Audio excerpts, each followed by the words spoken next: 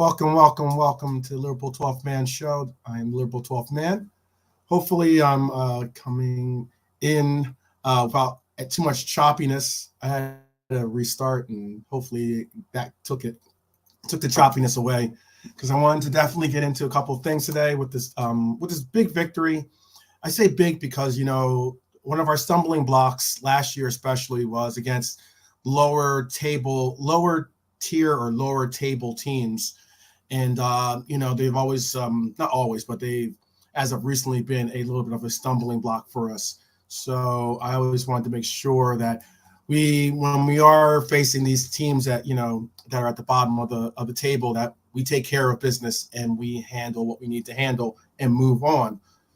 And that's what happened yesterday. So a lot of games coming, like I said, really fast in this window, this December window.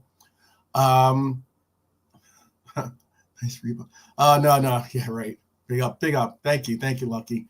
It's actually not Reebok, but it's all good. It's all good. I think that it was a lot of fun yesterday to watch that game, despite the fact that it wasn't exactly the greatest of games. I wanted to definitely break into some ratings for you guys and get your help on deciding on how we felt about the team's performances, individual performances especially. And they also wanted to do a little different take on stuff so that we can kind of get a good texture of the games that we watch together. I figured that, I usually watch the games not once, but I usually watch them at least twice, if not three, four, sometimes four times, 3-4 times. It matters, what my day's like and how much, how if we win the game, I usually watch it over and over. But if we lose, I end up just watching it twice and calling it quits. So yeah, I'm going to get into this real quick here. I'm going to bring up the ratings portion of it as well. Big up, John Conway. Big up. I appreciate you as always for tuning in and showing some love. I am well. It's a Thursday afternoon. It's normally bright and sunny where I live anyway, so you can't really get down on the weather, especially when it's considering it's wintertime and it's in the 70s here, so I'm not complaining. Let me also do one thing. Let me bring up this screen. So I don't know about you guys yesterday, but I really thought that Sheffield was going to come out and play a low block tier against us. They somewhat did. They really didn't set up the bus like I thought they would. I thought they were just going to sit back like Everton and not even attempt really to move that bus. They thought they're going to put the boot. When you've seen those boots when you get a parking ticket, or you've had multiple parking tickets and it's so bad that they're just look, you're either going to pay us or we're going to tow your car. I thought that they were going to put a boot on the bus and just, have it sit there for us to try to break down. But they actually ended up trying to play here and there with us, trying to play some, offensive minded, or at least try to counter on us type breaks. Big up to Red for Life. Red for Life. How you doing, brother? And I know that for me, the game was already going to have a little bit of a tinge to it, simply because Mr. Hooper was our referee. I don't understand why or how this guy is a referee.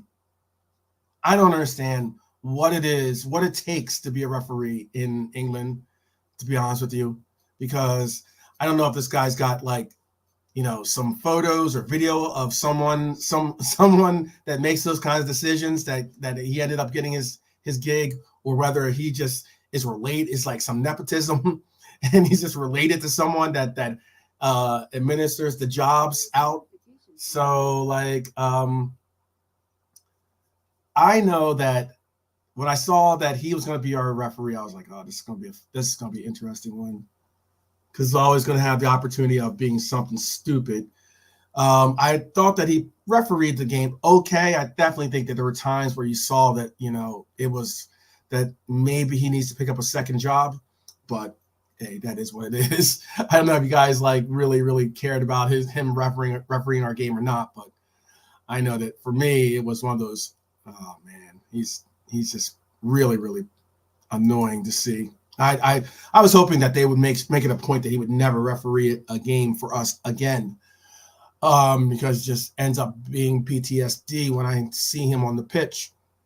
But all that said, because like I think that first tackle in the fifth, it took all of 5 minutes for him to be have an impact on the game. All of 5 minutes. And what I mean by that is in the fifth minute, there was a tackle on Maka. And when that tackle was so bad that the tackle ended up causing a injury that later impacted Maka later in the game. Now the injury isn't, fortunately enough, the injury isn't an injury. I saw the post that he put on Instagram that it's a cut, and that he's got some stitches now, and hopefully, I mean, a bad enough cut that the guy gets stitches is crazy, but a bad enough cut that he had to get stitches, and that he hopes that he'll be okay. What's going to be concerning is that yes, even though you do get stitches, you're going to have to make sure that you don't reopen that wound by the stretching and moving of it, and that's going to be a concern where he's going to feel pain and he's going to feel discomfort. But that first tackle in the fifth minute was so bad because he got tackled once, which was a foul, but then he got another player to come to actually engage, and that's where I believe that's where the actual injury occurred, and got hit by the other player, which was another foul in essence, or could have either one of them, just take your pick, either one of them could have been called. No yellow card. I don't get it when they make the whole thing of like, we're not going to show a card for a foul, even though it's a yellow card offense, but we're not going to show it because it's too early in the game. That makes no sense to me. If it's a yellow card in the 75th minute, it's a yellow card in the 7th minute. It's that simple. So it was really interesting to see like how this game was going to unfold. Ref for Life, I think, has the same opinion of this referee as I do. Let me see. He says, Hooper is awful. Our players were getting manhandled. Absolutely. And we got nothing. Our players were getting hugged in the box. Thank you. That is something that I brought up too. Hugged in the box on every corner. Maka got stomped. Absolutely agree with that. There are parts and points where I'm just like, what's the point of having anything where like having fouls again? If in a corner kick, you can just blatantly grab and hold on and pull down and bear hug. There were parts and places where people were like, I think it was Virgil got bear hugged on one of them, where he literally just got bear hugged. The guy didn't even make an attempt. He's like, I'm just going to wrap you up. Is that what we're doing these days? I made a comment on a couple of the watch-alongs on some of the reviews, and I even saw some of the pundits on the match of the day style commentary say some of the same parts and points I'm talking about. Look, that is a very big concern. It's something that that FIFA or Premier League or whoever is going to have to take care, be the big person and step up and do this. That's got to be addressed. That is not a part of the game. I don't care when people go, oh, well, the grabbing is a part of the game. No, it's not. It really isn't. It shouldn't be. Because if I'm on the pitch and I'm running down the pitch and I just grab your jersey, guess what? I'm getting a foul. But there should be, but apparently to some people, they think that just because it's a corner kick or a free kick, that it should be allowed that you can grab. Now you can grab people. That makes absolutely zero sense. And it has to be addressed. It has to be brought up by the rules committee or emphasized by, the PGMOL to make that an issue and concern. I mean, you want to make concerns and issues about like people doing things such as, addressing or mouthing off to referees or time wasting and all this other stuff. Okay, if you're going to do that, then let's make it an easier grasp for you. And let's talk about the blatant holding. The blatant holding of players in the box. It's absolutely pathetic. Another part and point before we get into these ratings is, you know what? So there was the Osula punched the all. Wait, what did I say? Punched the ball away from. Oh yeah.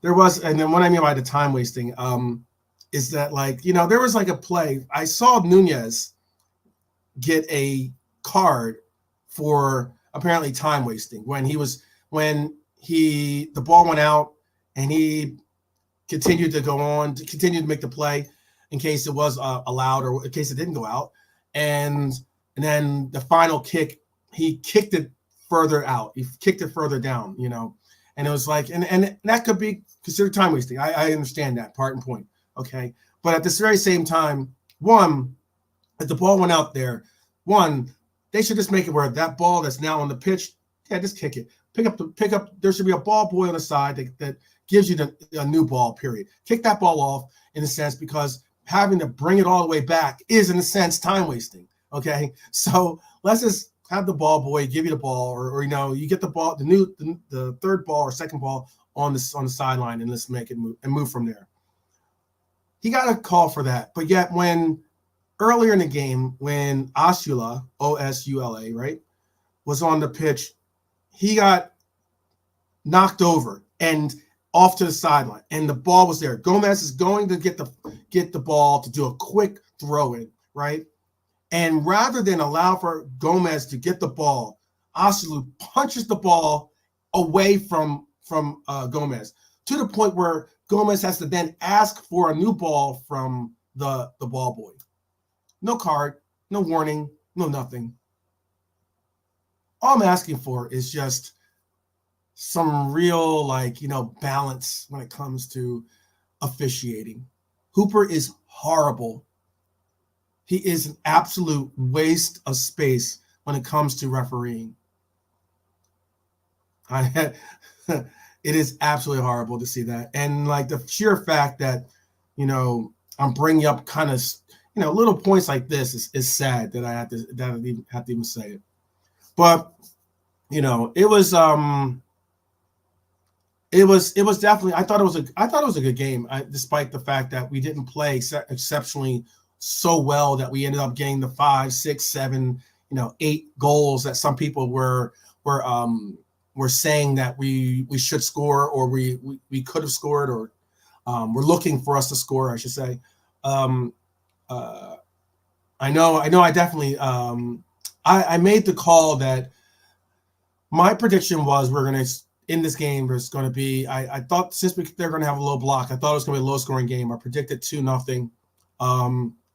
Got the prediction that I predicted, but I wanted to see more goals as well. Of course, obviously, I want to see more of our players get into form. I want to see more of our players start to round into not only form, but round into preparations for these massive games that we're going to have at Anfield, that are on the horizon, later in the horizon, but on the horizon for us. I thought something that was some other things that I'm going to say before I get into a lot of these, get into our ratings real quick. I thought I knew that we were going to have control of the game, but the sheer fact that at the 27th minute we had 87% possession, that's pretty exceptional. I mean, 87% possession at the 27th minute. Now, I know that's early in the game. I know that's only pretty much almost the one-third marker of the game.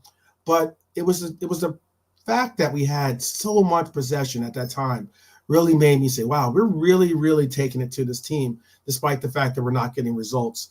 And not only were we not getting those kinds of results that, obviously all of us wanted, by halftime, we had 9 corner kicks. There's something that I usually say as a point, is that when you look at corner kicks, if you're getting a high, usually there's because you can bet how many corner kicks you think a team or is going to have, or even how many are going to be in the game collectively. And often the number isn't as high as like, 9, 10, 11, 12, somewhere around there's, double digit style, close to double digit, if not double digit corner kicks. Usually when you have a lot of corner kicks, it means that, one, you are obviously in the opponent's final third. It also means that you're probably pressing and they're doing defensive actions that are causing it to go out of bounds, whether it's like them trying to clear it and they just that's the only clearance that they can make, or whether it's deflections, or block shots, that kind of thing that go carry them out. That usually means that you are on the front foot going forward offensively, and that you have them on the ropes, and also that you are presenting corner kick opportunities for your team that can result in, if you have aerial dominance or aerial dominators like that we do, you actually are going to create opportunities for you to score. I thought that was something that was noticeable for it all when we came into halftime. How many corner kicks? When we had 9 corner kicks at halftime, sometimes 9 corner kicks is like how many corner kicks you get in a game, And I mean, and that's collectively in a game. Sometimes we had just us alone had 9 corner kicks. That was pretty exceptional. One of those corner kicks was going to result in something for us. You would think that we should be able to capitalize on 1 corner kick, if not 2, maybe 3 corner kicks. And we finally did by our captain. So let's just get into this again. I have a whole bunch of points here. Let's get into it. Let's rate these players, and let's just really bring in how we felt about this game. And we can start with our keeper, who ended up getting the clean sheet. 2-0 was the score. He actually got a clean sheet. I thought that Kelleher played well. He had a really, really good save. And now that's, I would say, Keller-esque, because Kelleher makes these saves. Kelleher is good at making these kinds of saves, the saves that he ended up making. The game before this, obviously I thought he played poorly the game before this. I thought that I would have given him a failing grade on the game before this, but good evening, Mr. LFC Aaron. Big up, LFC Aaron. I was thinking that when it came to Kelleher, I thought that he had a good game. I thought that he brought, he kind of had to brush off the game before that I thought that he played poorly in, and had to show improve in this game, because like whenever you play, I mean, obviously, there's one thing to play in a Europa game, which was 2 games ago, where he played pretty exceptionally. And then there's another thing to go into a Premiership game and play poorly. And I thought Kelleher was composed, as LC Aaron said as well. I thought that he was on his game, that he had a focus and a measure, that he wanted to make a point in this game. And I thought that he played well. I think he definitely played well. I would say, let's see. Also, I'll bring up some of his stats for you guys. He only had 1 save, but that 1 save was a big save. He only had, let's see, he was decent with his control, like, passing him forward and everything else. I thought he was average. I would say average. I would agree with Red for Life says, let's see. Red for Life says Kelleher was a 7. That was a good save early on, which probably set the tone for him mentally. I agree completely for the rest of the game. I think that's a well put statement, Red for Life. I think that save kind of got him into the mindset, because that was also from a Gomez mistake. Let's not get it twisted. That was a poor play by Gomez. The sheer fact that he thought that he could, have the ability to play with the ball at his feet and then get taken away by an offensive player. You can't do that, brother. You just can't do that. That was poor decision. He had plenty of time to make the decisions to do something with it, and he ended up doing the wrong move, ended up letting the offensive guy or the defender at the time become an offender. And fortunately for Gomez, he has the pace to make up the difference and reestablish himself to be able to make a play on the ball. It was definitely, I know a lot of people probably like, oh no, when they saw it, because it was Gomez and and Trent as the two lone defenders at that moment because it was off a corner kick. And when we do corner kicks, it's going to be either our left back or our right back being the like, you know, the lone person that sits back in the in that final line of coverage. But you know, Trent made a good effort. He got the ball clicked over his foot. Unfortunately, went to the offensive guy again. But Kelleher stepped up and made a good save, and that's all you can say. But I would say Kelleher was average. Didn't have much to do. Didn't really do that much. I would give him average. I would agree with guys on that one. Okay, so then we move on to our left back, who I just mentioned earlier, Gomez. I did have these in I thought I had these in line. But we went to our man Gomez. How are you guys feeling about Gomez? I was actually I think that Gomez, I like his utility, versatility. I like the fact that despite the injuries, Gomez still has the pace that we remember him having, which says a lot because like a lot of the injuries that he got, a lot of people thought that he would never be able to, you know, even have anything close to the pace that we once remember him having. So with that said, how are you feeling about Gomez? What was it that Gomez would have rated? Oh, Ensman TV. Wow. Big up, big up, big up. Good to see Ensman TV. Always good to see a fellow Red, and always good to see a fellow Red content creator. Big up to Ensman TV. If you haven't signed up or subscribed to his show, I'm sure that most of the people that do, you know, tune in to my shows are already Ensman TV shows. I mean, because he is definitely well subscribed, but if you haven't, definitely go and do it because it's worth it. It's definitely worth it. He has a lot of great, versatile, and very, very versatile shows of you know, game shows, commentary shows, panel shows, a lot of good content on this channel. So and he has many channels.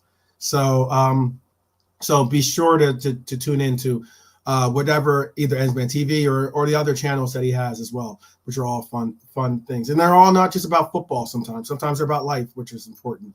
A lot of great discussions on his channels. Oh, big up. I appreciate it. Ensman, how are you feeling about Joey? What would you said Joey if you were giving a rating? If you were giving Joey a rating, what would you have said? I thought Joey was below average. He was very close. He on the borderline of failure, I thought yesterday. On the borderline of failure. I don't know about the 6.5, but like, because Red for Life is saying Joey was a 6.5, had some sketchy moments in the game.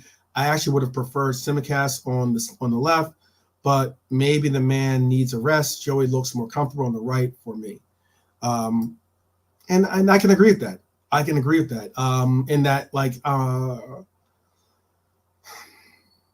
I think that because of Joey's pace that I mentioned earlier, I think that's the reason why Klopp might be comfortable or not comfortable, or like I said, comfortable in putting him in that left back role because he can possibly recover enough or be in a place well enough that he could get still utilize his right foot. But okay, I got you. Red for Life. I thought it was okay. So let's see. I would have put like 6. Playing left back isn't for everyone, but we have to rotate and we need the squad. Okay. I guess Ensman's kind of great on the curve a little bit because, you know, left back's not his born and bred position on the pitch. Red for Life also said I bumped him up only because of the clean sheet, but maybe I'm too generous. It's close. I would have said that. I would have easily said I wouldn't have given him like a 3 or 2 or something like that, but I would have said that his rating was very, very suspect. He was very, very, very suspect at times. That break that he let, and that wasn't his only little slip up in the game. But I would, you know, because like I thought like a 5 or like exactly a 5.5 was like pretty much it. But, you know, let's be generous. We got I'll go with your suggestion, Red for Life, since he got the clean sheet. Let's keep him at the 6. He was below average for sure. We can all comfortably say he's below average for sure. All right, so then moving on, we could go on to our captain since he plays next to Gomez.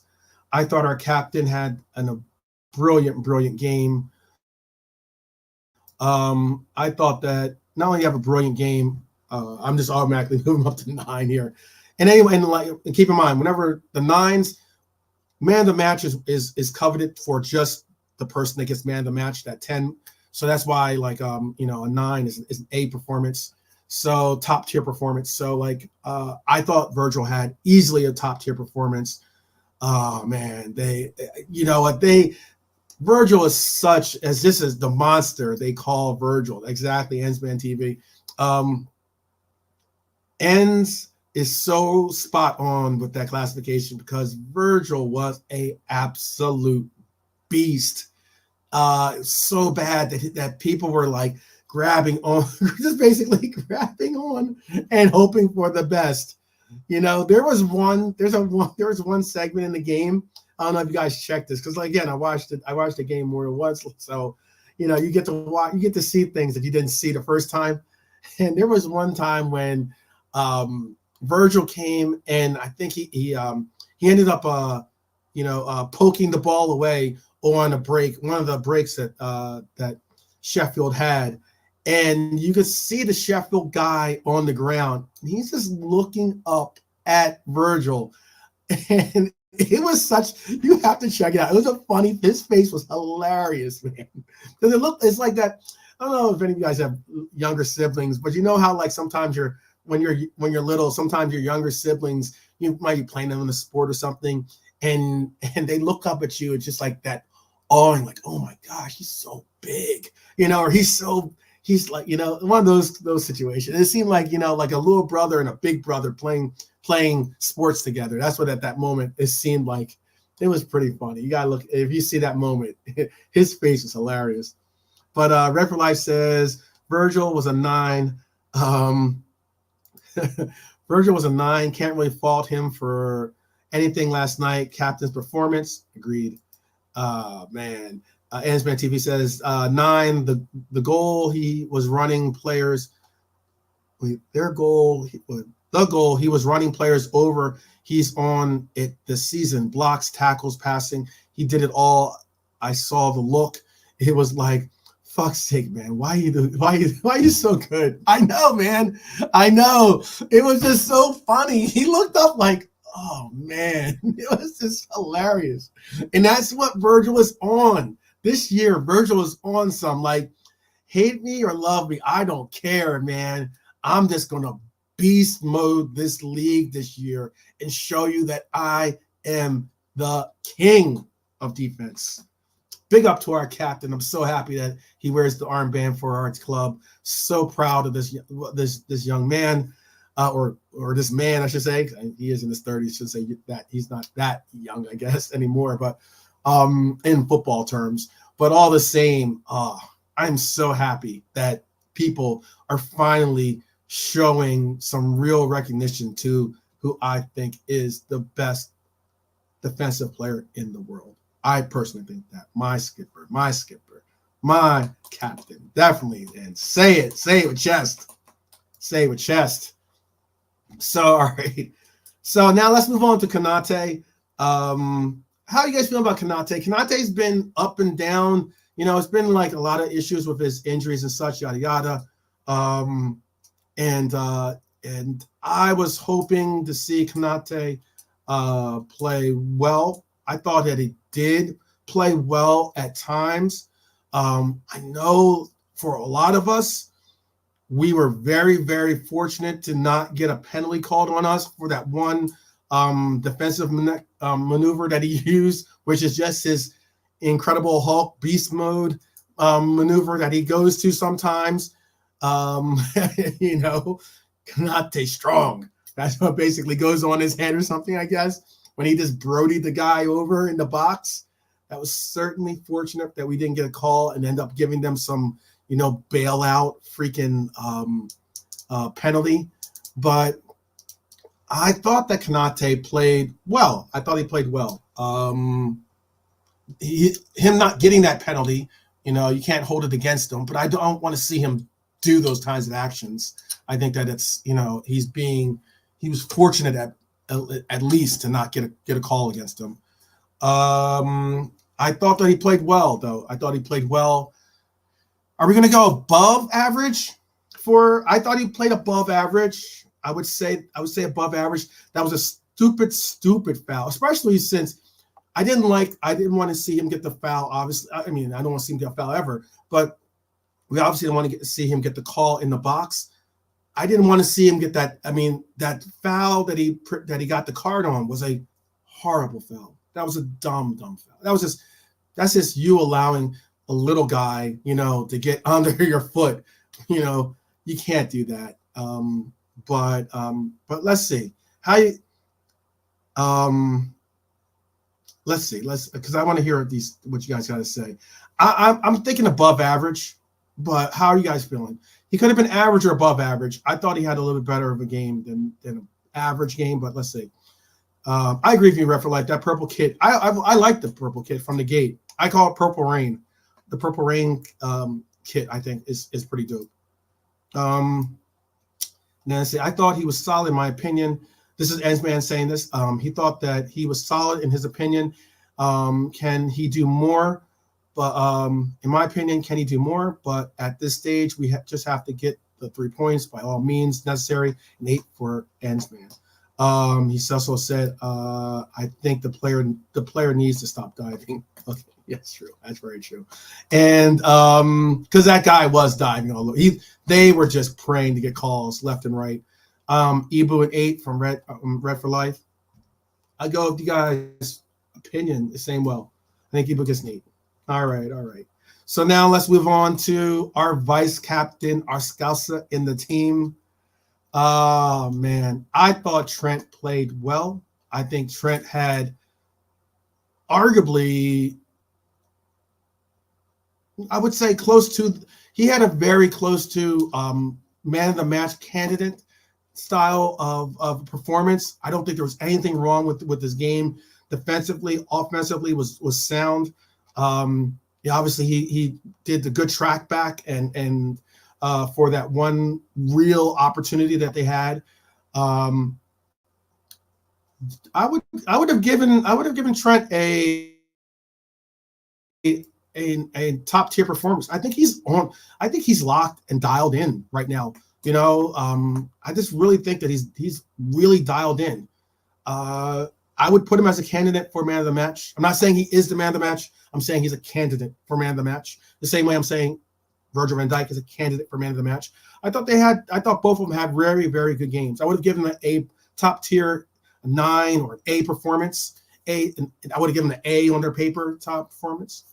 Let me see. Don't say it. Don't say it. I think I know I'm about to read. I know about to read.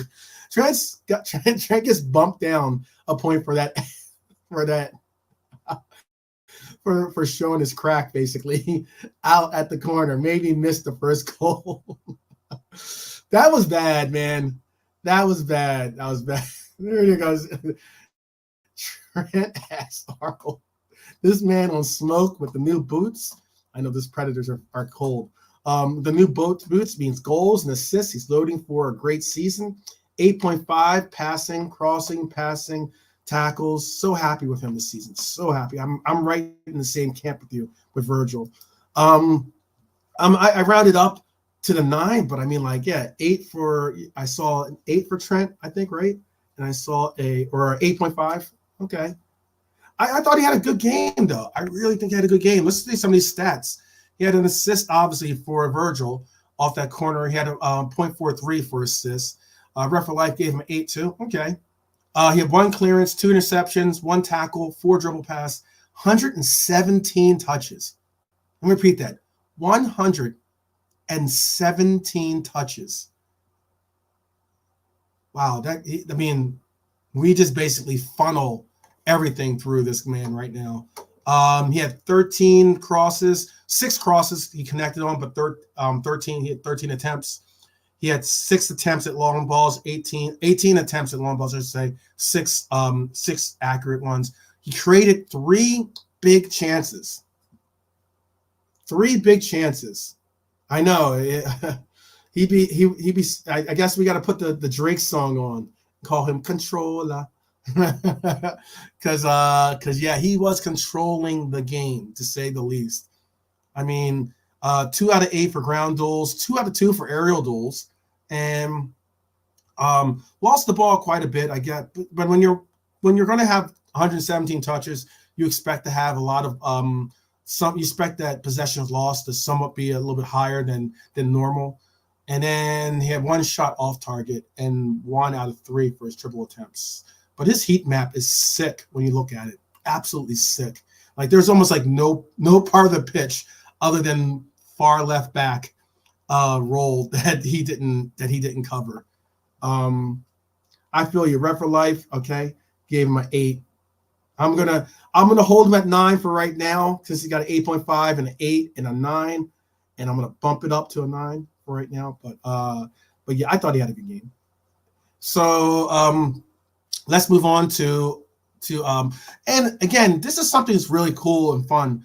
I didn't really get a chance to put out my preview of the team that I thought.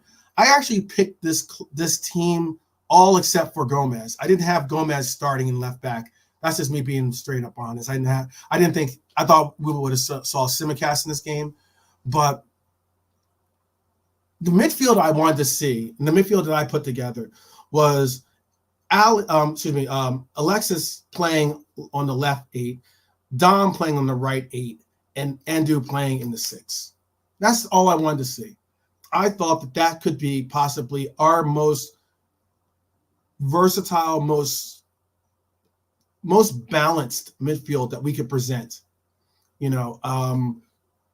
I like. Don't get me wrong. I like the concept that Klopp's going with the more offensive minded center mid / DM. I like that we have a midfield now that is so versatile that you could have many different players playing in almost any role in the midfield. But this is the midfield I wanted to see. It's the midfield I predicted to see. It's the midfield we got. And I thought they played really, really well. I don't think that our midfield got overwhelmed at any moment of the game, really. Excuse me. I didn't think they got overwhelmed at all. I thought that McAllister had a good game. I thought Endo, big up to my Dynamo, Watoru. Big Apu, that's what means, that's saying it in Japanese. To Watoru, because I thought he played really well. I know that Savage gets on me about saying how Endo isn't a Milner-esque or a Milner-style player. I respectfully disagree in that he is a good, solid player. He has a good sense of the game, very high football IQ. He does what he knows his role. He's not trying to play above and beyond his role to where he's going to get caught out or put into positions that aren't good places for him to be.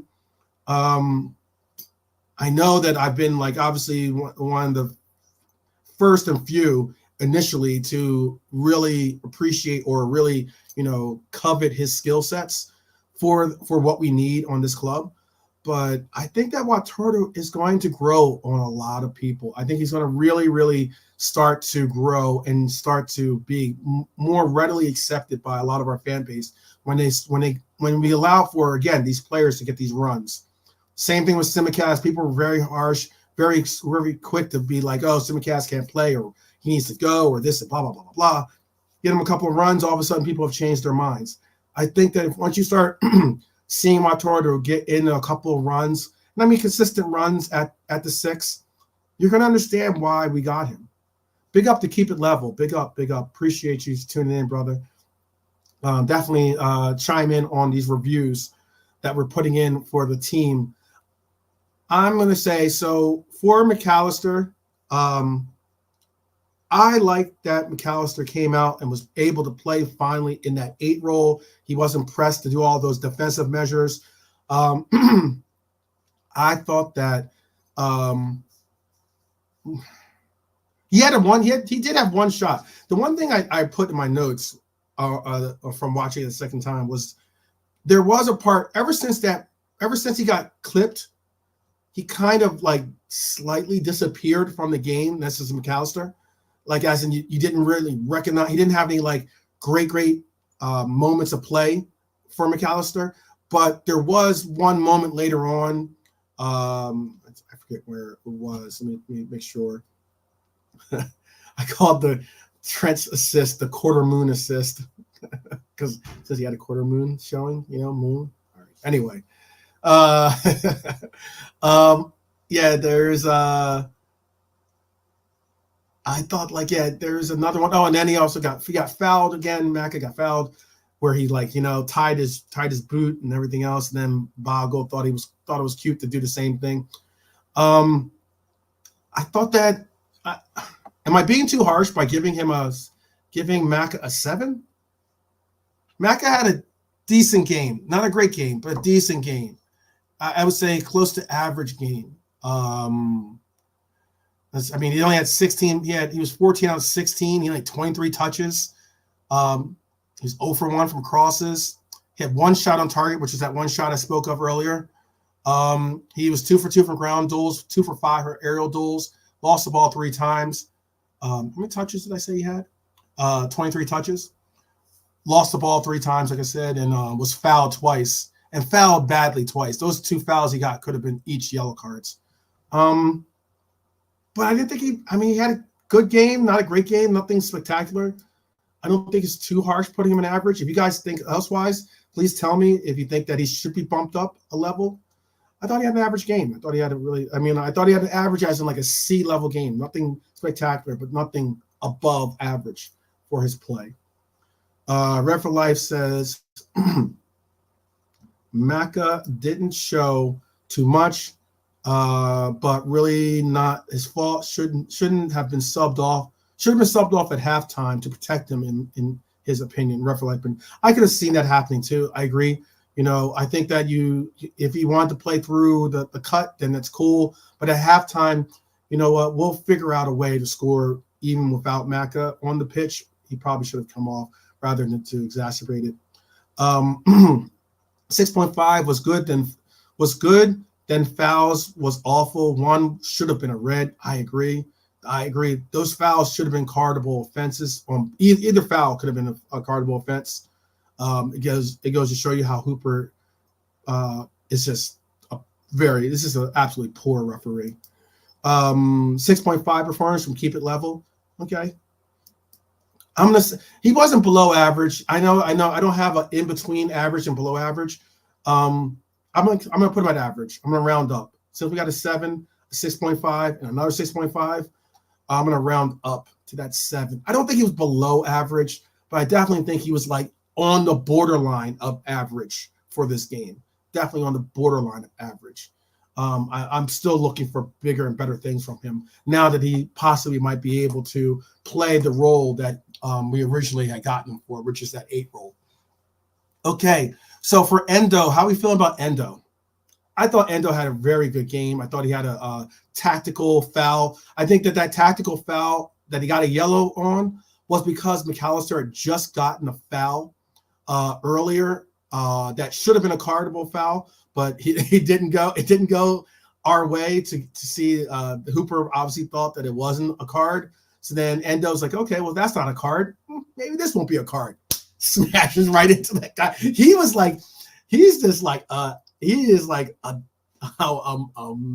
homing missile, he's like that dog that you let off the leash. You're like, attack, sick him. Endo was he's just like, I love his heart and his drive.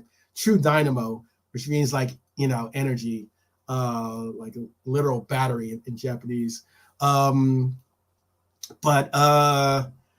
Yeah, so let's see. Keep It Level has a 9. Wow. Endo, LFC Aaron, an 8.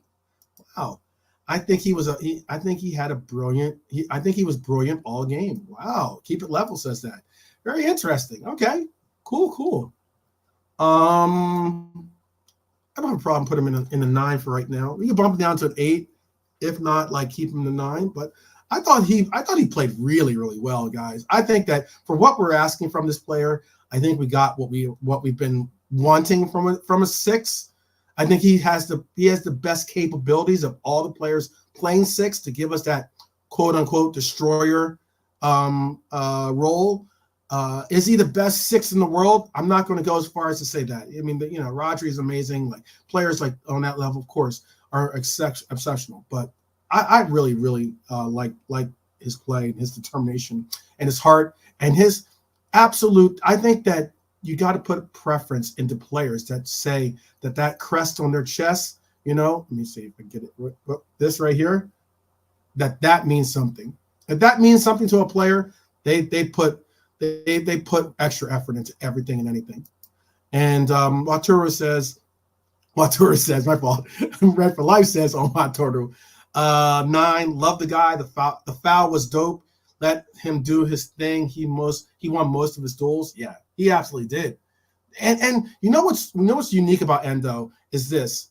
And I'm gonna bring up Ensman's comment, because Ensman gets into some really good points as well. What's good about Endo is this.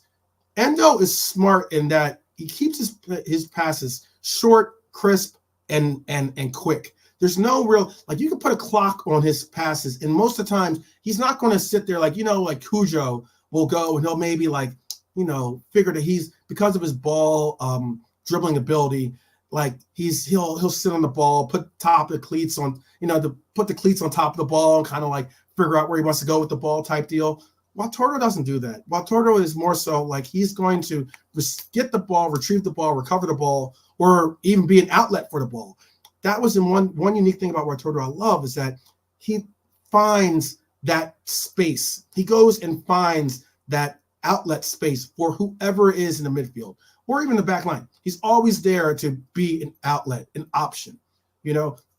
He might not be the best dribbling player on our team. He might not be the best passer on our team. However, he's an outlet that you always know that if you get in trouble or you want to just try to refresh or restart the press, or excuse me, the actual offense, he's there for you. And I like that about him. He's a smart player, really, really knowledgeable football IQ player. And that's what I always said in the very beginning about us getting a 6 or getting any type of 6 in this role. When we lost Hendo, when we lost Fab, I said it's great that we get youth. I love the fact that we are refreshing our the age on our team and getting younger players. However, I wanted to get certainly players, again, like a Milner, that has experience, veteran experience. You can't surpass that. That means something. Players that know the game, understand, or have the ability to blend and form and fit with teams more readily than young players that still have to learn about the offense in general, much less just about themselves. Those things are important, and that's what Endo got. That's what you're getting out of Endo. And Ensman TV says he gave him a 9 for Watoro. He was so good. Them tackles, interceptions, the passing. Now people are coming around to what we have been saying. Absolutely, Ensman TV. Absolutely spot on. And the headers are important. I've always said the headers were super important. Sheer fact that he's got that gum shield or mouthpiece in there for sure. Keep It Level says when Endo first arrived, Klopp said all his ex-players messaged him saying genius signing. Wow. And we all doubted it at the time, but he really is settling in now, and 16 million for the transfer is starting to look a very good transfer indeed. I agree with that completely. Because he's just a smart guy. It's a smart transfer. And that's what I meant by whenever I reference Milner, Milner's a legend in himself, but I just said that this player is going to go and say, what do you want me to do, coach? Or, you know what? I already know what you want me to do, coach. And I'm going to go out there. And you have the at least confidence to know, hey, you're going to do tactical fouls. You're going to get, if it means like going to ground and snuffing out plays with tackles or interceptions, that guy's going to do it. And he's going to be ever eternal, like, I mean, Energizer Bunny style and energy on him, and that he's always going to be running around making sure that he's in the right places. All right, so let's move on to Dom. How are you guys feeling about the boss? I thought that it was great that the boss got a goal in this game. I thought that it was great that the boss got not only a goal, but that it was still a goal that he had to put in. Like, as in, it was not an easy goal to take on. I thought that it was important that he got that goal because I want to see him regain his confidence. I know that we've seen a little bit of a bad run from him, and also the fact of, you know what, we've been playing him every game that we could put him in, and he's the amount of pitch that he covers and everything else. You know, we saw maybe a little bit of, he was showing a little bit of signs of fatigue, but I thought that he did play well in this game. Was trying to contribute and trying to get involved, but it was smart of him to go and do what he did, which is, you know, find that space, separate himself from any defender. How any defender does not recognize that that Dom is just sitting on there, you know, hanging out, picking daisies, you know, waiting for the pass from Darwin, is beyond me. That just shows you Sheffield's mentality right now. But I thought that I thought it was good. I thought Dom was definitely good. Let's see what the chat says about Dom's performance. 7.5 to 8. He was very good. Glad he got his goal. I've been saying his levels have dropped, but yesterday he was back to his best. I agree. I thought that his intensity and dedication to getting results was back yesterday, and it showed that, you know, he's not letting it affect him the way that sometimes players do, which is a lot of it's just mental. A lot of the game is just mental. Keep It Level says how Moses is stinking it up at Chelsea makes the Endo signing that much better also. I agree with that. I mean, like, imagine if we spent 100. I'm not saying that he would have been poor for us, but 111 million or 100 and whatever we were going to spend, you know, $100 million on a player that is playing the level that Casado, or what do they call him? Casito is playing right now. That's just sad. I agree. That was true. LC Aaron says, was it Bobby by Firmino finish? Yes, I agree. That was a cold finish. There was a lot left, despite that he had gotten the ball where he got it. The goalkeeper, I thought the keeper played well for Sheffield, by the way, yesterday. I thought the keeper really gave them any bit of a chance yesterday.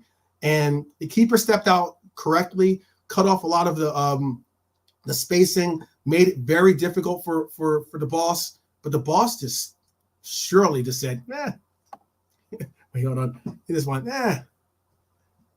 thank you for your service. Big up to the boss.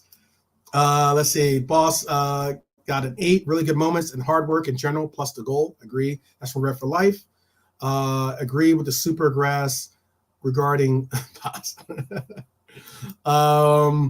There was one moment he was running with the ball, got between two Sheffield players, and then backheeled it. Oh, I remember that. I saw that. And ran up the pitch to receive the pass, but his cross didn't make it to Darwin. Yeah, I saw that. That was a really, really cool little backheel it was a surprise. I didn't expect that right there. I thought he was either going to try to probably just knock it out of play or just, like, you know, try to stop and find a way to get through, but he just did that crazy backheel. That was true. So, all right, so let's put the boss. I'm trying to be all sexy and shit for the ladies. Let's put the boss as above average. I thought he had a good game. I thought he definitely had a good game. All right, moving on to our front line. Our front line, which is in the crazy stat. I think, where did I put that stat? There is a crazy stat. The fact that, you know, I think we had like 5 goals so far. 5 goals that we scored. None of them have been from our front line. So there's like a crazy stat. See if I can find it.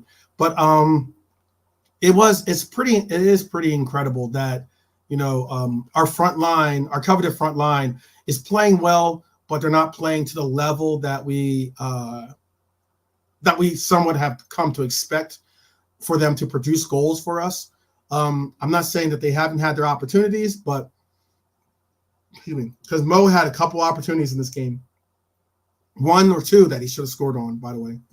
And it's very interesting that, for Darwin, who gets so like ridiculed on every miss or every shot that he takes, sometimes it's like, I don't know why some people don't hold the same, intensity and energy when it comes to Mo, because there's some shots that Mo should have scored on, but it is what it is.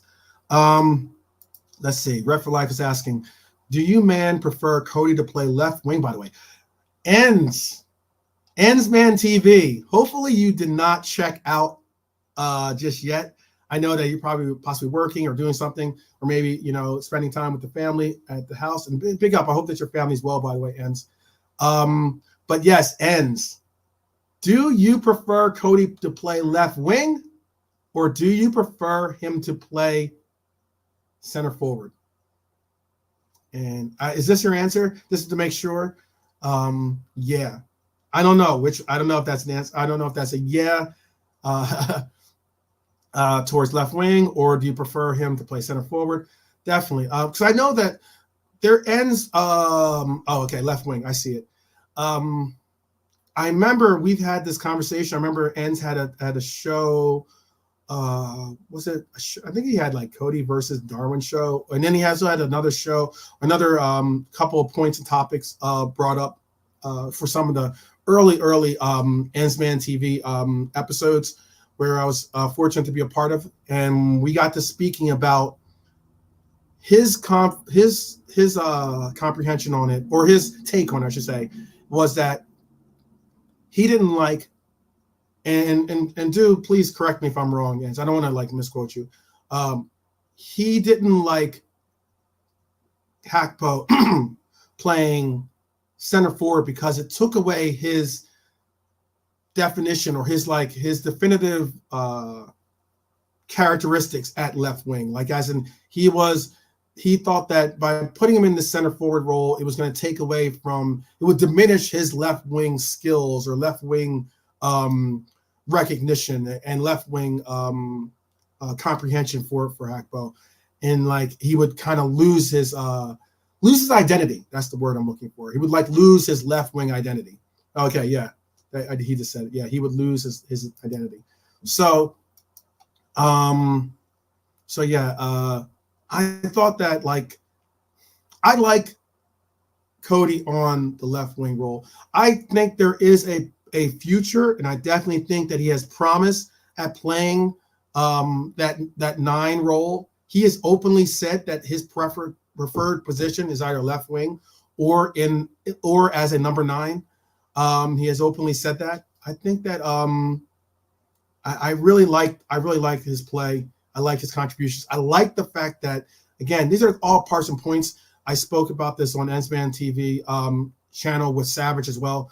And the parts and points I brought up with them, because they've played the game, they're still active in the game in the sense of whether in coaching or some level, was that with Cody, the one thing I've always liked about his game, or about him as a player or person individually, is, I don't know if it's whether it's because he has the same devotion to his faith that we saw from Bobby. And I only bring up that part and point for this reasoning, is because he shows that same commitment and faith and dedication, the commitment to hard work. And I think that dedication and hard work that you see in his play will eventually show and prove into successful endeavors for him. And you don't see any quit in him. You don't see, and when you have someone that's very measured and devout in their faith, it obviously means that you can put belief and faith into something higher and bigger than yourself. And I think that that's what Cody does with this game, is that he just puts something, he knows that he's just got to put the hard work in. He's got to keep moving and making the runs, even though he's not getting the ball all the time. Just keep doing these necessary steps to get to the level that we saw before, especially before the injury, that we all expect from this very, very talented player, someone that we're fortunate to have on this team.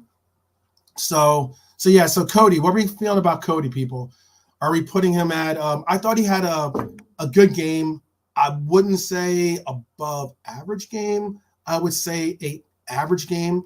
He was 6 out of 7 for ground duels. The man was putting work in when it came to defense. He's 1 out of 2 for aerial duels, lost the ball 7 times, only got the ball 35 times. Remember that number I pointed out earlier? 100 and some odds, I think it was 117 or something like that for Trent. It was like over 100, well over 110 touches for Trent. This man got 35 touches. Like, just put that into your mind, I guess, and how much a controller Trent is. But yeah, Cody, I would say Cody was average, and that's still like a C grade. I'm not trying to put any hate or he was a solid 7.5 for me. He was like a solid C. If I was giving out grades, I would give him a C. I think it was an average performance. Wouldn't say above average, but I definitely would say average. So let's put him in the average role. Red for Life gave him a 7 as well. Big up Jake Kismet in the house. I feel you, brother. He says, I have no problem with Hackbo. Good on the ball, can score goals. Players have off days. They are not robots. They're people. I added the last part myself. I agree with that completely. Wasn't getting involved enough until late in the game. I thought he turned. I agree. Red for Life, that's a good point. I thought that he turned. I think there was a level that I don't know what it was, but he turned it up a little bit of a notch towards the final 30 minutes of that game. I agree with that completely. All right, so let's move on then. We're going to give him a C or give him an average performance. To Mo. I thought Mo had an average, borderline average performance yesterday. I was disappointed that Mo, again, he had a clear opportunity to score. It was on his left foot off that volley, a great cross. I know it's difficult. It is not easy to make great contact with crosses, especially when you're trying to volley them off. Especially when you're not going to let them bounce and then hit it off the bounce. If you're just trying to hit it when on the arch of its decline, of the ball coming in, it's very difficult to make contact. It's not an easy thing to do. However, these guys are professionals. It's what they get paid to do. So I'm not going to say that he gets a pass simply because it's a difficult shot or difficult attempt. I thought Mo played average at best. I was really disappointed that he missed that shot that he did because he skied it. He absolutely skied that volley. And I get it. Volleys are hard. Okay, let's move on from the volley. But he had another opportunity on that too. He had a really good shot, really good attempt where he finally did get his volley down. Just so unfortunately he made it. He just connected with it and hit it dead center, and it was an easy, pretty routine save for the goalkeeper. But yeah, he had a 0.39 for XG. He had 2 shots on target, 1 off target, 1 blocked. Let's see. He had how many touches did he have? 38 touches. He had 1 big chance missed, which is a big chance I spoke of earlier. He was 23 out of 27. He had 1 key pass, 1 out of 2 for long balls, 1 out of 4 for ground duels, 0 for 2 for aerial duels. Lost the ball 9 times. How are we feeling about Mo, people? I thought he had an average game. I thought he had a, especially for his levels, especially for a team like when he coming up across a team like Sheffield. I think that maybe he has that 200th goal. It's too much embedded as being that marker that he needs to make. That he's not really able to just settle into his game. I would have given him a 7. Would you guys have gone lower? Would you guys have gone higher? Definitely tell me what you guys are feeling about Mo. Let me move on. I'll give you guys a second to think about that, about the Mo, and then we can move on to our subs, the 4 subs, and I'll go in order of them coming on. Red for Life says, this is why I appreciate the chat so much. Appreciate each and every one of you, Red, so much, because you guys definitely understand. You guys bring context. You guys engage. I love it. I love the fact that It's not all just cut and dry. This is your feeling. You know, if you don't like it, I'm gonna walk off and I'm not gonna listen to you anymore because you don't have my opinion. No, let's just talk it out. You know, use your words, and that's what like I love about you guys. Red for Life is saying Mo got a 6.5 for the miss and the stinky attitude when he got on. Mo got for the miss and the stinky attitude when he got the hook. He should be mad. Don't get me wrong, but mad for playing below par, not for being subbed off. He deserved it. Spot on. That's why I love the chat. Love the Reds that show up for the Mighty Red Army here. Love that. That is so spot on. I said the same thing in that Chelsea match when he got subbed off, especially when you're getting subbed. When he got subbed off for Doak, I believe that was who got subbed on. You know, and this young man is about to have one of the biggest moments in his life to be playing in one of his, you know, first premier level games. It's the first game of the season. And yet you over here are so worried about your like getting subbed off and you're so mad. I was like, brother, you're a role model to these players, to these young players. You're a role model to so many in the world. You're a role model with your intensity and commitment to being not only excellent, but the way that you command the ball on the pitch. Act like it. I get it. You should be mad, but you be mad at yourself, not at the fact that Klopp is taking you off because you're unable to do what you needed to do today or that on that day. I agree. I agree so completely. Jay Kismet says, sometimes players like Salah, Messi, and Ronaldo don't have to do too much because defenders are worried about them all game. It keeps them busy. Yeah, and I agree. And that takes a lot of attention it takes the attention that other players would have been seeking or been warranted, and it draws their attention to Mo. So he gets double, triple teamed at times, you know, or maybe that player that's guarding like a Nunez or a Hakpo, whoever, you know, is on that front line with them. Maybe they shade a step or two to make sure that they can show the help that the defensive help that player might need against a world-class talent of Mo. But man, when you get subbed off, give that guy that's about to go in for you, give him the mark of, hey, go out there and be somebody, go out there and be somebody. I'm behind you, man. I didn't get it done. Go pick me up, and let's make this happen. Red for Life says, no one is above getting subbed off, especially if you aren't really helping the team. And I think that's got to be the mentality. You've got to recognize the fact that there are parts and points. I know you're gonna bitch and complain, but let's just get it real. No one is above. If you're having a bad game or an average game, or you're not contributing, or you're not to the level where you're bringing us the opportunity to score or be able to get a result or get some type of success, hey man, big up the next player that's in line to make that happen. So average. Do you guys want to put him in below average? But do you think that Salah had a below average game? I would love to see if you guys think that. And I know I've seen the 6.5s. That's kind of like hedging your bet. You're kind of saying he was in between average and below average. But I mean, like, for me, he was borderline average. Especially for the level of game that we expect from him on a team of Sheffield's level. We've seen this team get piped 5-0, 8-0, He should have, he could have easily had 2, maybe 3 goals. He could have easily had a hat trick in this game. Jake Evans said Salah came off and Boz stood up and became more into the game. And then Jay Kiffin says, for Salah's standards, he was below par. I think he was definitely below par for Salah's standards.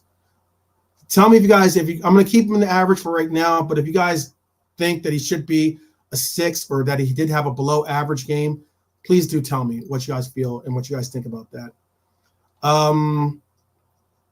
Let's see. All right, moving on to Curtis. Curtis got subbed in on the 57th minute for McAllister.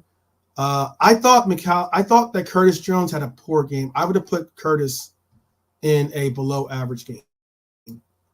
I know that he wasn't he only got He got subbed in at the 57th minute. So what is that? That's 33 minutes, right? Of playing of at least regulation time playing, and whatever extra on top of that. I think it was 6 minutes, about 6, 7 minutes that they added on. So he got about like 40 minutes of play.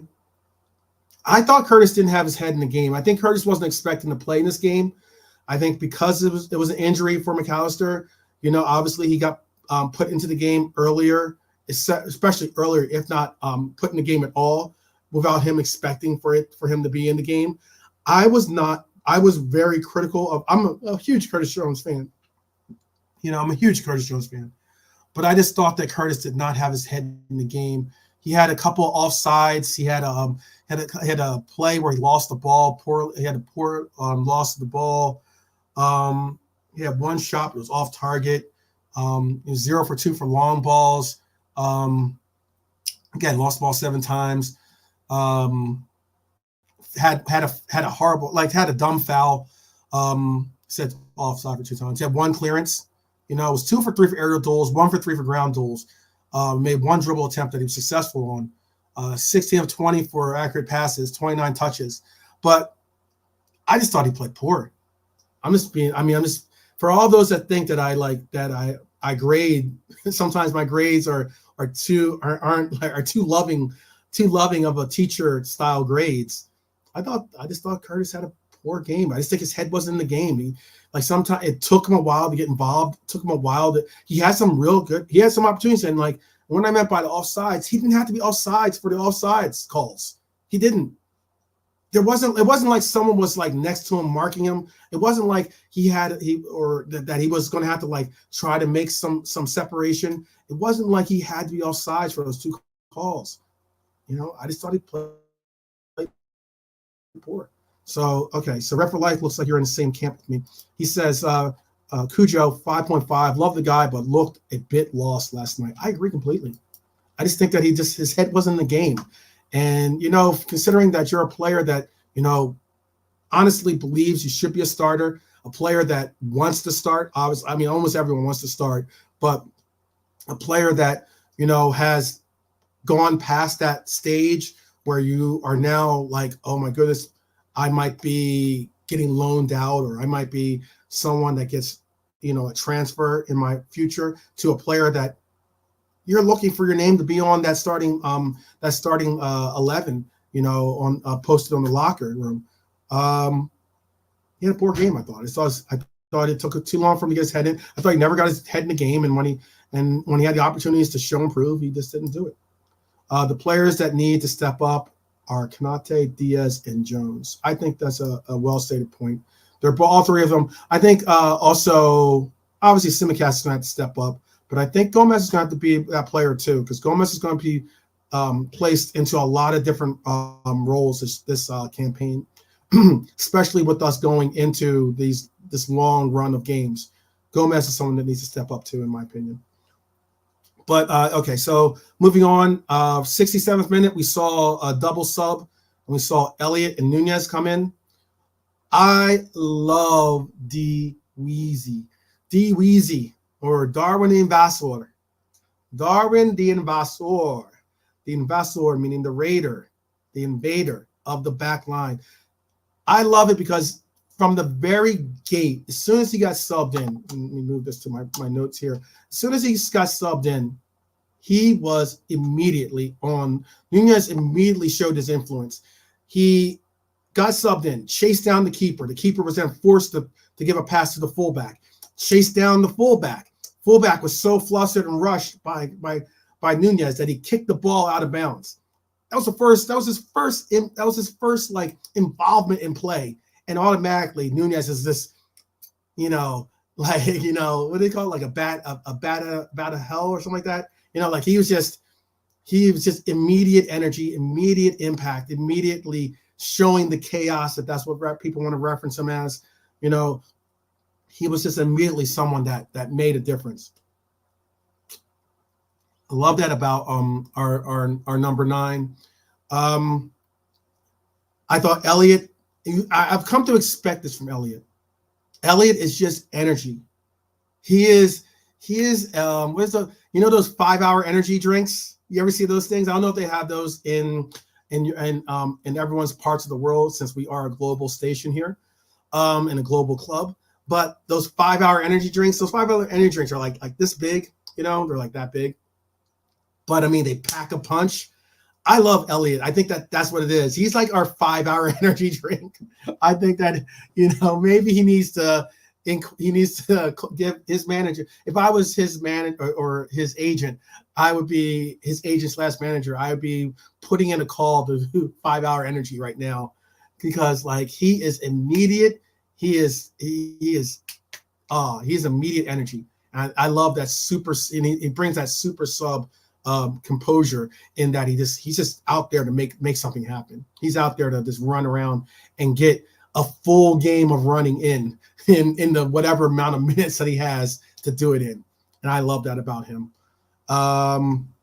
So let's see. Elliot and Darwin came on and we took control. The energy that because at that point, I think there was a little bit of a lull. Our momentum was still good, but there was a little bit of a lull in the amount of energy that we were showing at that time. We were definitely on the part and points where, like, if we weren't lucky, we could have given up a couple opportunities to Sheffield, and they could have scored here or there. Agree with that. I thought Darwin, Ref for Life is saying Darwin was an 8, high energy as usual, lost the ball, won it back. That was awesome. Well, the way that he went and got that ball back, then got the assist for the final goal. I thought that was picturesque. That was like basically the element of what you get with either Elliot or Darwin, was the intensity that you saw when he had an opportunity to dribble, got the ball taken away from him. All well and good. Don't give up. So I'm saying, show commitment, energy, dedication, hard work. You're going to get results. And that man did. He turned around, made a point and emphasis to win the ball back, made a great tackle. They do need to stop diving on Sheffield. I'm not going to use the word I was going to use, but they definitely were some kitty cats out there for sure, because that was not a foul. That was just a good, hard tackle. And by winning that ball back, he was able to smartly, and this is something that is important, because sometimes people don't recognize the fact that, yeah, you might win the ball back, but then you don't know what to do with the ball. I mean, this is our number 9 that has the ball at his feet. He could just turn around and say, okay, I'm just going to go straight in. I'm just going to dribble in myself now, But rather than do that, he had his head up, was able to see Dom on the left-hand side, give him a beautiful pass, allow for him to do what he wanted to do with it, and that was put it in the back of the net. I thought Darwin was good. I'm going to put Darwin in above average with you guys. I don't see Marion in the chat. I'm sure she'll enjoy that, but I put Darwin as an 8. I thought he was above average. I liked the energy. I would put the same for Elliot, despite the fact that Elliot didn't have any immensely incredible statistics. Only had like 23 minutes played, 16 touches, was 1 for 1 for crosses, had a shot blocked because he looks to get involved, was 2 for 2 for aerial duels, only lost the ball once, but was dribble pass once. I thought that I liked the energy and the intensity that both of those players brought.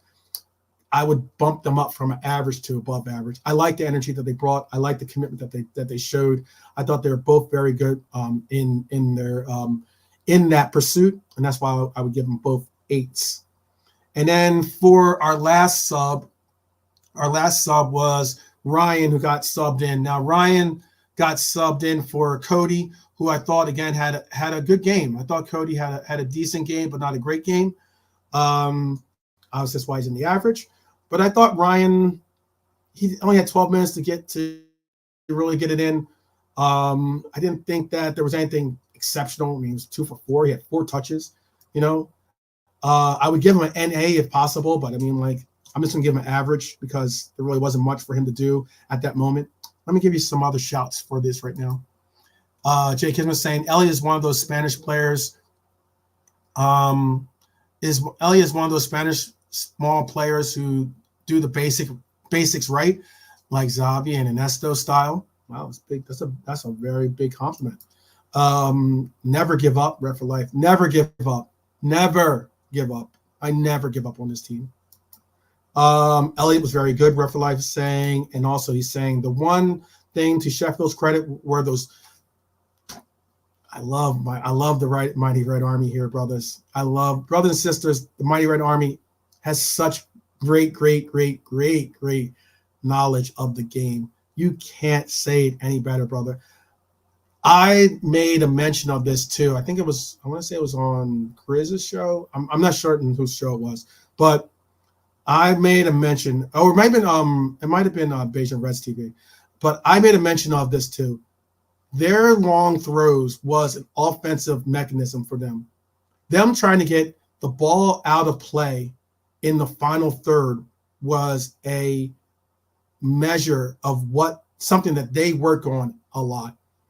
And they were throwing their long throws for Sheffield United were so intensely accurate and so intensely long. Everyone was like long balls into they're like crosses into the box. That's how good they were at throw-ins.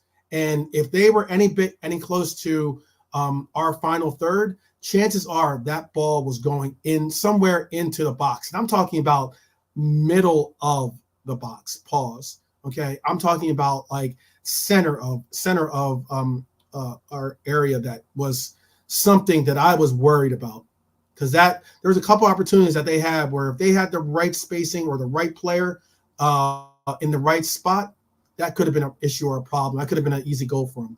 But Red for Life is spot on by saying the one thing to Sheffield's credit were those long throws. That man was hitting the penalty spot from a throw-in. Crazy. But the boys held it down and defended excellently.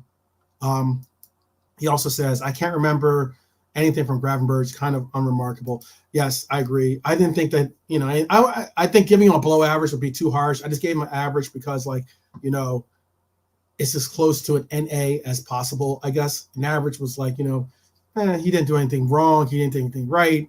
He didn't do anything really.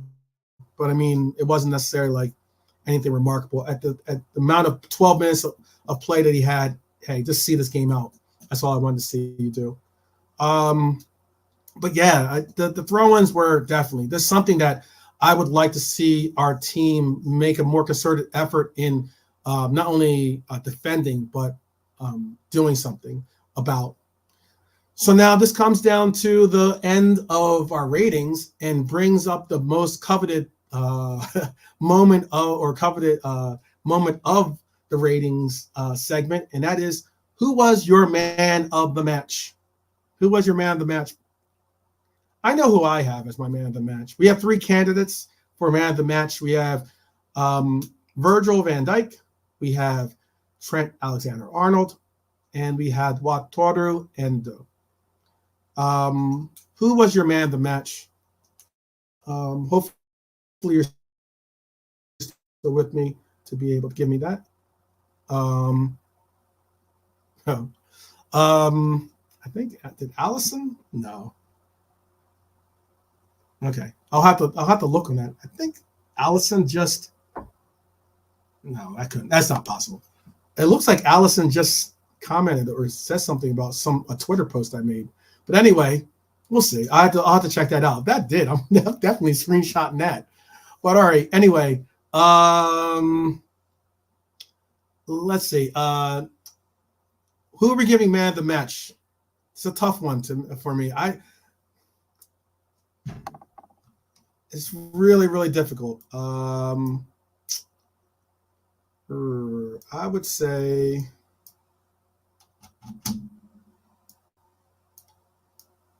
who are we going to give Matt? It's tough, man. This is a tough one. Please give me your votes. Like I said, as being all part of the Mighty Reds Army here, we are all contributors towards getting something involved.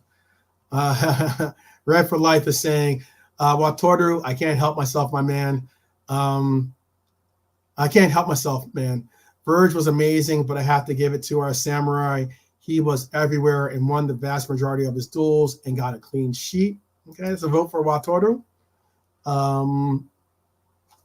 Who else? Are we going to give any other votes out there? I gave Wataru our man of the match for last game. I think I gave him the man of the match for last game. I'm pretty sure I did. I think I did. Despite the goal? Big up, Psychedelic Shaolin, long time, man. It's good to see you.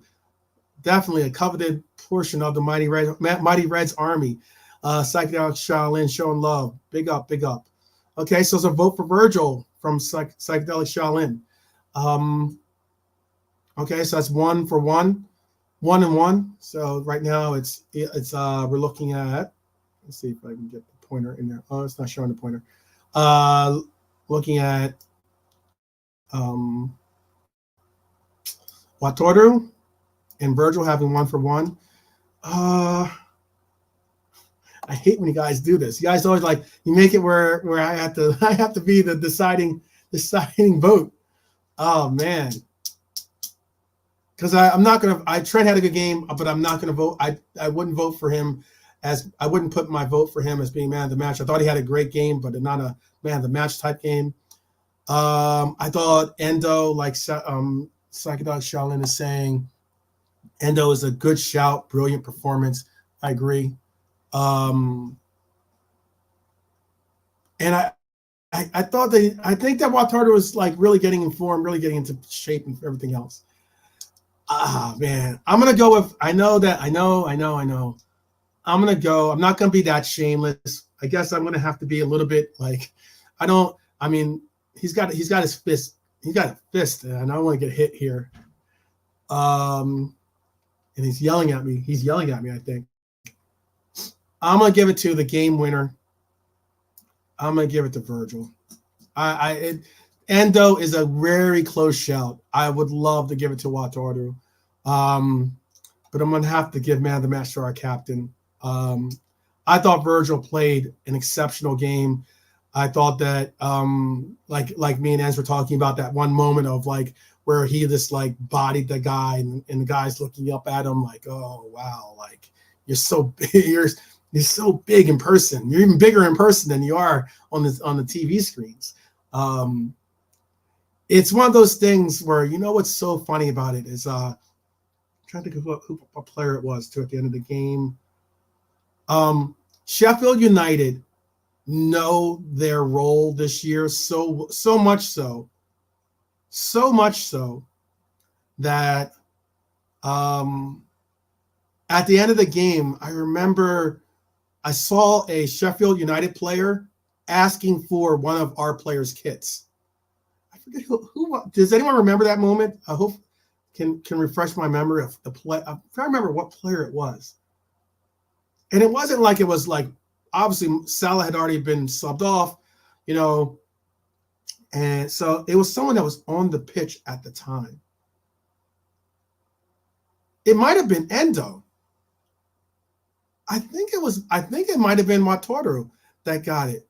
Was it Wataru who got it? Oh, it was the boss. Okay. All right, cool. I remember, yeah, it was the boss because he ended up putting the guy's kit on his shoulder and walked off, you know, which is good because sometimes I've seen players do a no, which is, you know, they don't want to walk around with I know it's cold. They don't want to walk around with no kit on. So sometimes they put the kit on themselves. I like that nickname, the Dominator. The Dominator, yes. But that's how crazy it is.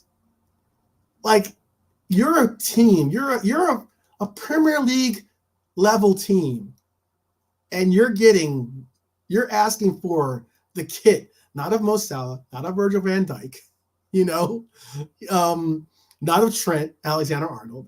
You didn't go over to those three world-class, world-renowned players. You went over and asked for Dom's kit. That says something, man. That says a lot. That says a hell of a lot. You went over and asked for the Hungarian hero, you know. That says a lot to me. But yeah, man. So that's what we're looking like. It looks like we gave man of the match to Virgil. Top tier performances from Endo and Trent. Above average performances from Ibu, from Dom, from Nunez, from Elliott. average performances from our keeper, from Maka, from Mo, who was borderline, for Ravi, simply for the fact they didn't get that many minutes to play, and for Cody, and below average ratings for Gomez, Gomez. I have faith that you will, shake this performance off and show improve, and for Cujo, I think below average. Other than that, I thought, hey, we move, and now, excuse me, now we get the privilege, if you want to call it that. We get the privilege of going into what is going to be another difficult weekend for myself, in that it means that it means I have a 5:30 a.m. Man, it is not easy being a supporter out here, but because I know, West Coast, like people in California, like Quasi and Chris Angel and those guys, they're gonna have to wake up at 4:30 in the morning. Their match is at 4:30 in the morning if they want to watch this live. But for me, it's going to be 5:30 in the morning. I don't have my state that I'm in right now doesn't have daylight savings time, so it means that Crystal Palace will be hosting Liverpool in our next match this weekend, and it means that I will be up again at 5:30 a.m. in the morning to watch this match. So it's going to be a difficult one, to say the least, because I've got 2 gigs this weekend on Friday and Saturday. But I will do my best to try to do a pre-match preview of that game, kind of give you my ideas and concepts of what I think is going to be the players that we're going to see in that match, especially considering that we are at a place in time where a lot of our players are either, not a lot of our players, but some of our players are injured. I was looking at some of the players that aren't available at the moment, and some of those players, I'll move them over here actually. Who else? Shetik. No, Matip. Like I said, yeah, but I mean, you're looking at this play right here. We have a Shetik not available. We have Diego not available, and and these have been all either players going through long-term injury / recoveries, or now having long-term injuries that they're going to have to do get some type of medical attention for, and that is Shetik, Diego, Matip. Let me say this right now. I think I'll be as bold to say I'll speak for a good number of our Mighty Reds out there, especially the Mighty Red Army here. I wish that you have a speedy recovery. It is chest-fallen. It's a chest-fallen acknowledgement to hear that it's a knee injury, and that it's going to be season-ending, and that you're going to not be able to continue positively contributing for this club, considering that you've had some really good contributions, whether it's through your leadership, whether it's through your play on the field. And I would not like to see your time with this club end in this fashion, the way that it possibly might, considering that Matip is coming up on renewal of his contract. I'm not going to even speak on whether we should or we shouldn't at this stage continue on with Matip. But what I am going to say is that, I appreciate your service for this club, and I definitely wish and hope that you get a speedy return, and you go through the process as painless as possible, that you don't go through any painful bouts through your recovery, and understand that it means something to be a Red. You'll never walk alone should mean something. I know it means something to you. It means something to all of us, and it's something that we can all say that we are going to do with the process. As long as you wear that kit, you are forever a Red in our hearts. So, buck up, all the best, and know that we're with you on that tip on your recovery. But yeah, we have a lot of players we have like 5. I was looking at this real quick, and I was saying how we have 5 players: Bajcetic, Diego, Matip, Thiago, and Robbo. That could if all 5 of these players were healthy, all 5 of these players could start on the majority. If like I would say 9/10 of the clubs in the 9/10 of the clubs in the Premier League, these people could be starters on all those teams. That's how good are the players that are injured for us now are. So when people, I don't want to hear anything from rivals talking about injuries and, oh, woe is me, we've got this injury or that injury. Look, we've got the caliber of players that are injured for our club are high caliber players. And every last one of the players that are injured for our players would be easily starters on the majority of teams in the Premier League. I would question anyone that says different. Anyone that says different, I would question you easily. But again, it's cool. Let's see. Early morning Reds, 7:30. What did Refer Lights have to say? Early morning Reds, 7:30 a.m. kickoff for me too, bro. Good way to start the day. Yeah, for sure. I mean, like I would love a 7:30. That's how bad it is. It's almost like gas prices. It's like one of those things where you see gas prices and you're like, oh my gosh, it's $3 or whatever it is, and you're like, oh wow, it's cheap. And you're like, that's not cheap. But at this time though, I am right there with you, man. I am right there with you. 7:30. I would love for a 7:30 kickoff for myself rather than a 5:30 in the morning kickoff. But all the same, we move, people. We move. The Zifters. So again, that's about all I have for the ratings and everything else. I appreciate each and every one of you guys for showing love and absolutely showing what it is to be it. Because I mean, like just like the banner says, you'll never walk alone. It's not just a song. It's not really an anthem. It's a statement of intent. So I appreciate you guys that you guys have you have my shows clicked on the notification bell on all for when I do go live. I appreciate that you guys are willing to contribute and engage, and you know how much I value each and every one of your contributions. So I'm always willing to put up your mentions or what you have to say, so that's included in the dialogue and included in what we have going on. So it just shows that basically I want to say it means something to me. So what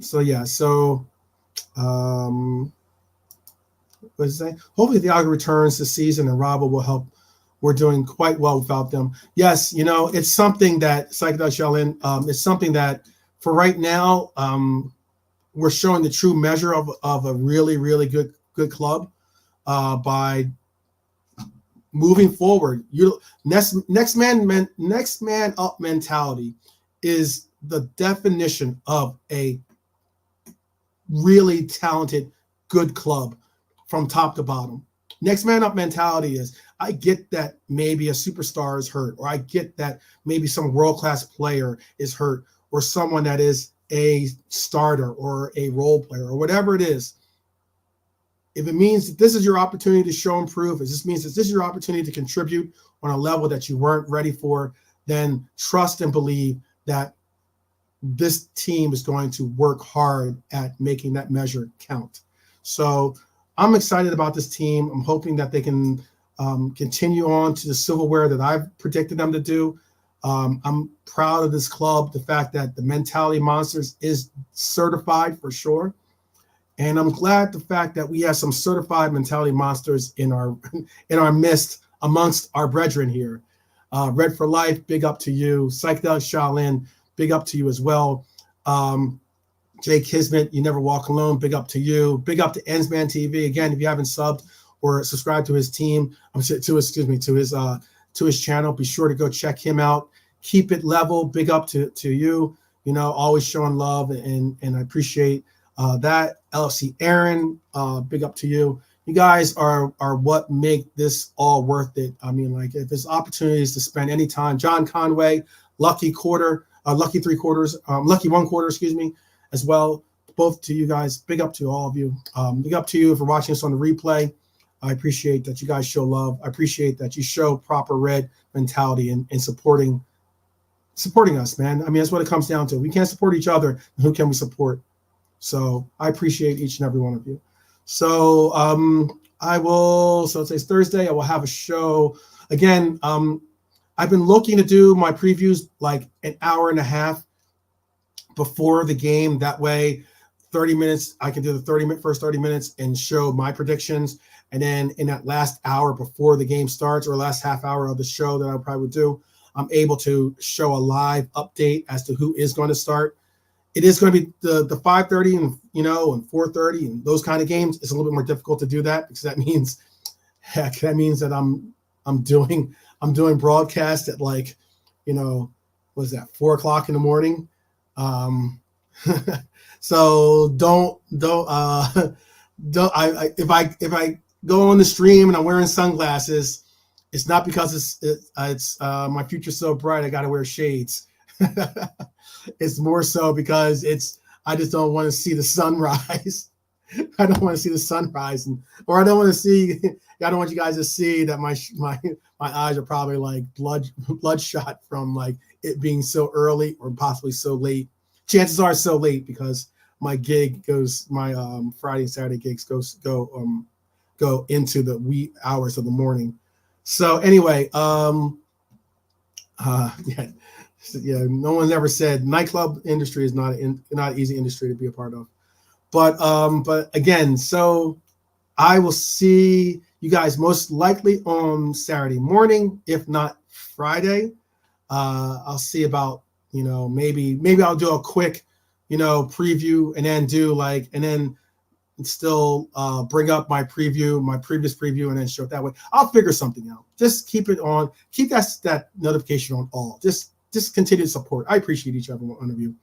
I wish that, and if I can't stress this enough, hey, take care of yourselves so that you're able to take care of others, but most certainly continue to take care of others because you want that reciprocal action of energy to go and flow. And that's why I believe that I will always walk alongside you, my Reds, and always have your back. I appreciate each and every one of you. And I will see you all very, very soon. Take care of each other and take care of yourselves. And always remember, you'll never walk alone. Take care, guys.